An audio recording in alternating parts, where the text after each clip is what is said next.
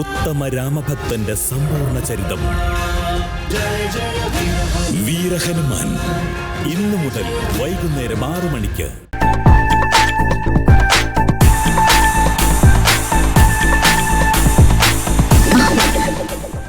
വിവേക്,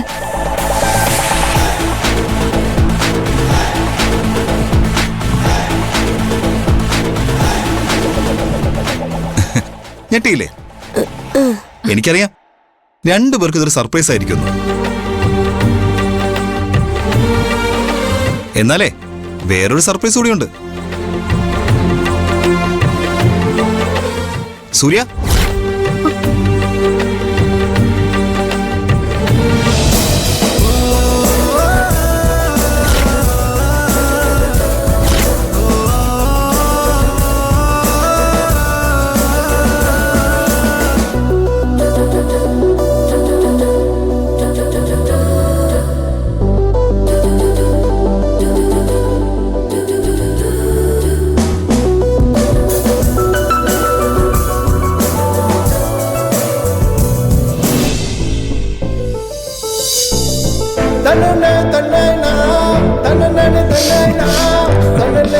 ഇതെന്താ ഒട്ടും പ്രതീക്ഷിക്കാതെ രണ്ടുപേരും കൂടി? എന്നെ ഇവൻ വിളിച്ചു, ഞാൻ വന്നു.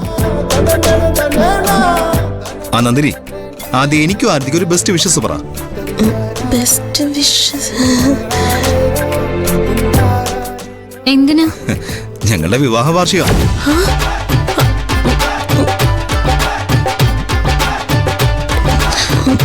ചുമ്മാ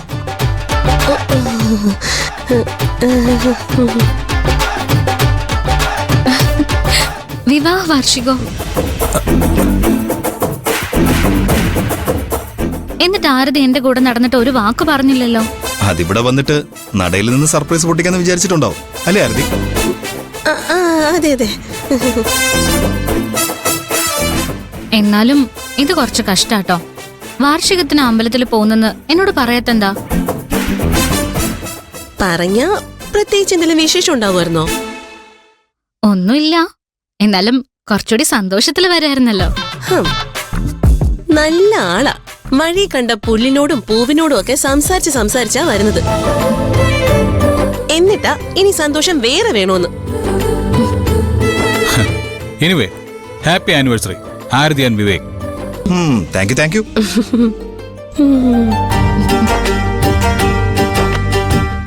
സർ, ഇവർക്ക് വിവാഹ വാർഷികമായിട്ട് പ്രസന്റ് ഒന്നും കൊടുക്കുന്നില്ലേ? ഓ, പ്രസന്റ് കൊടുക്കണല്ലേ? ആ, കൊടുക്കണം. ഇപ്പൊ ഞാനൊന്നും കരുതിയിട്ടില്ല. നമുക്കൊരു കാര്യം ചെയ്യാം, തൊഴുതിറങ്ങിയിട്ട് നമുക്ക് ഇവരെ രണ്ടുപേരും കൂട്ടിക്കൊണ്ട് പോയി ഒരു ഗിഫ്റ്റ് വാങ്ങിക്കൊടുക്കാം. എന്താ അതുപോലെ?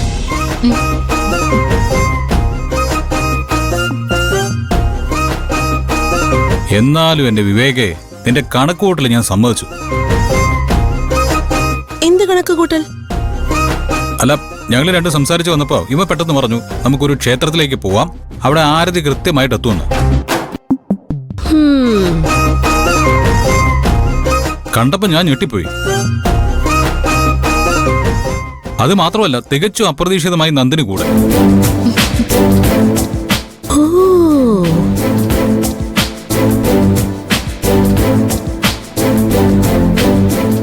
വിവേക്, ആരതി, നന്ദിനി, സൂര്യ.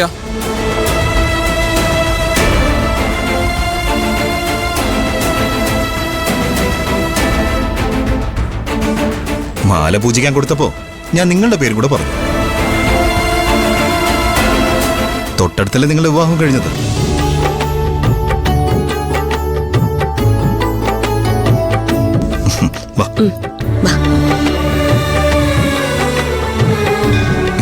നമസ്കാരം തിരുമേനി. നമസ്കാരം.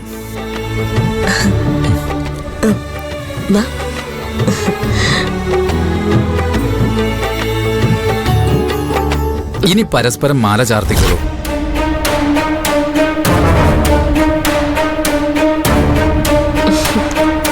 നോക്കി നിൽക്കാതെ എടുക്ക്.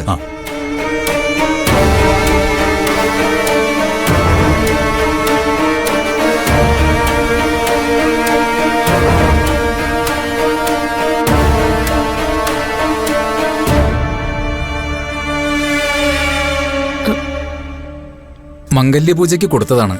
എടുത്തോളൂ കുട്ടി.